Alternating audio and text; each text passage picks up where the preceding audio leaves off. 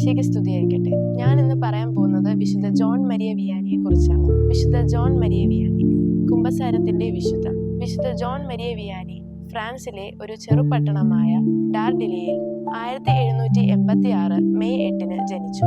പുരോഹിതനായ ശേഷം ആർസ് എന്ന ചെറുഗ്രാമത്തിൽ വികാരിയായ അദ്ദേഹം ആത്മാക്കളുടെ രക്ഷയ്ക്കായി തന്റെ ജീവിതം സമർപ്പിച്ചു. പ്രത്യേകിച്ച് കുമ്പസാരങ്ങളിലൂടെയാണ് അദ്ദേഹം ആളുകളെ ദൈവത്തോട് കൂടുതൽ അടുപ്പിച്ചത്. പലപ്പോഴും 12 മണിക്കൂറോളം കുമ്പസാരം കേൾക്കാൻ അദ്ദേഹം ചിലവഴിക്കാറുണ്ട്.